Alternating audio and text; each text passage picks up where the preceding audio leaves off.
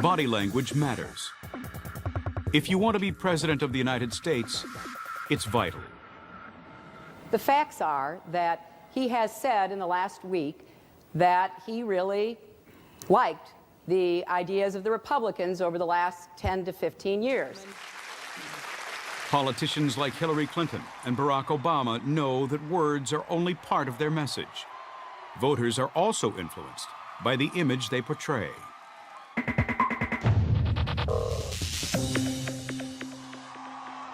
So when did it dawn on politicians that body language was so powerful? So all of a sudden, politicians realized they had to be aware of their visual image.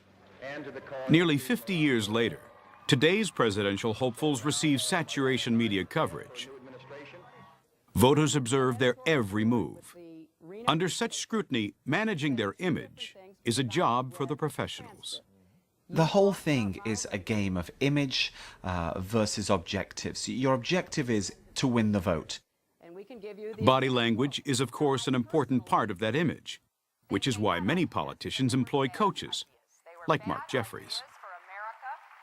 Very often when working with a politician, when working with someone who's trying to shape an image, you will ask that politician, so who do you admire in the public eye?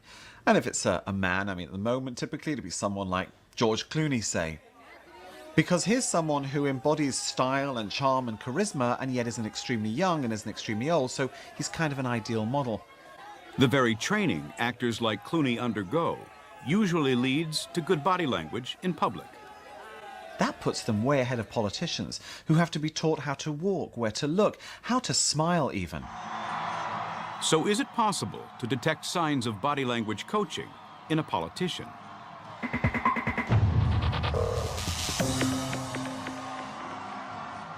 This is Hillary Clinton. I want to thank you for letting me speak with you about an issue that is central. Here's Hillary to our Clinton children's future, back in critical 1993. in our fight to restore this nation's economy. The overall body language here is soft, soft, feminine, soft, soft. I'm not the president. I'm the president's wife. Back then, Hillary's body language was very understated. Stand up, you silly woman. Oh, all right. Okay. So she comes in and she's a little hunched over because that's what you do when you feel slightly threatened. Because when you don't feel threatened, when you feel very confident, you stand up very straight. You thrust your chest out. Fast forward 15 years, through Hillary's journey from First Lady to U.S. Senator to candidate for the Democratic nomination for president. How much has her body language changed? It's so interesting and so dramatic of a change from earlier Hillary to, I call Hillary Light. This has been this transformation of her body language, how she's approaching people. Now together, let's give America the kind of comeback that New Hampshire has just given me. What she does now, of course, is she embraces the applause. She goes up to it. She almost wants to hug people for the noise that they're making, for the reaction that they're giving her. What are the coaching giveaways?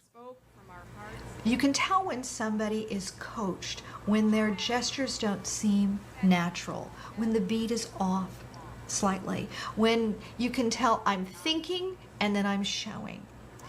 Hillary always looks like she thinks before she shows anything. I am not going out there on my own. Mark Jeffries also detects signs of coaching in the new, improved Hillary. Who believe as I do that this country is worth fighting for. Now, you see, when you coach your politician, you have to create the illusion that they are loved by many.